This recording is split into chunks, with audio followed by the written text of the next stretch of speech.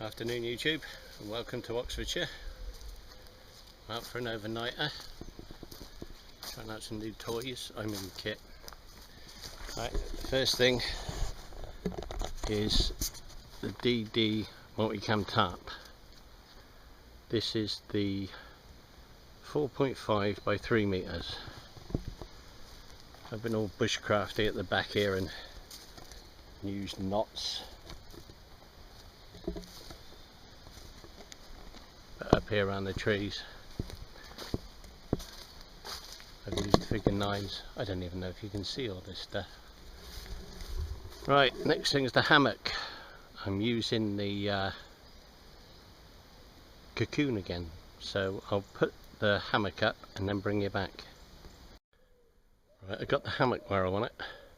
I've sat in it so it's not going to drop any further. And now I'll put the Cocoon on. Okay, first thing you do is unzip it and feed your hammock ends through it. Okay, once the zip's done up, you've got to put it under tension like an under blanket. There's 2 tabs, one each side, to attach shock cord to.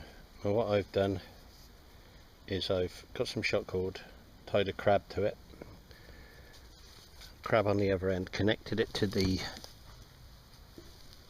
hammock, and I put this on the end. So what I'll bring it, it'll be easier to show you when it's done. I'll bring it back in a sec.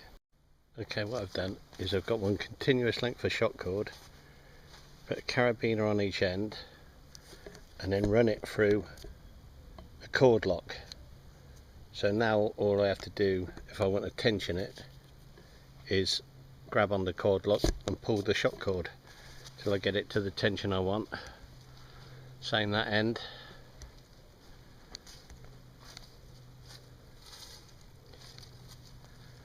Once it's sat nicely under the hammock, when I'm sat in it, it should do the job.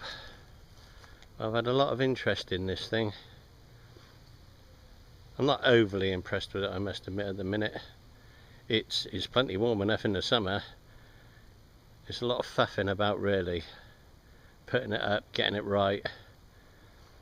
It weighs 2 kg, and Snugpak say it's got the same fill weight as their 2-season sleeping bags.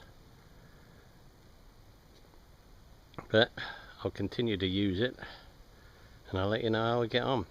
It's meant to be 15 degrees tonight, so I should be plenty warm enough in it.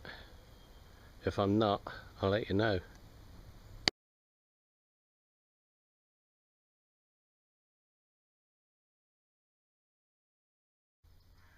Something else to show you. This is the Outkit Brûler. I think it's about 20 quid. You get the anodised aluminium pot stand. I wish the legs wouldn't so they flap about, but sits nice and stable. And you get a burner with it. So, knowing how good these burners are, this thing should be a whiz for the money. And the little hole at the front there, so you can get snuffing, put your thing up. I'm liking it. The pot today is a Solo Stoves 1800. It's reminiscent of the Pathfinder pot. The bail arm locks. Let me take off the stove a minute.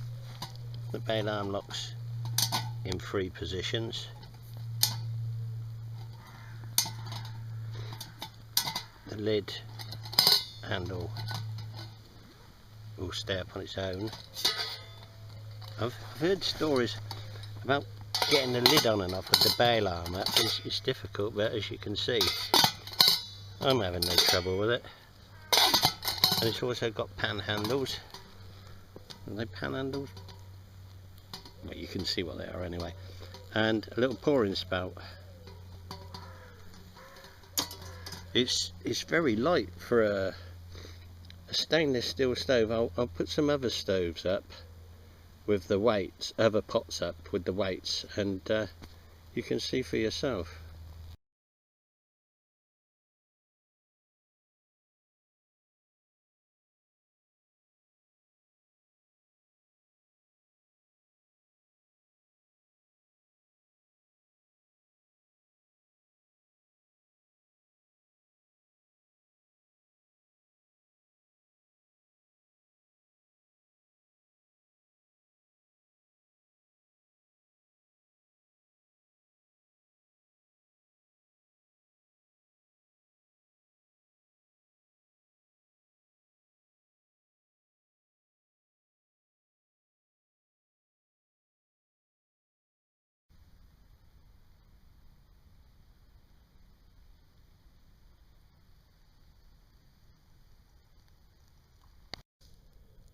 Obligatory fire shot.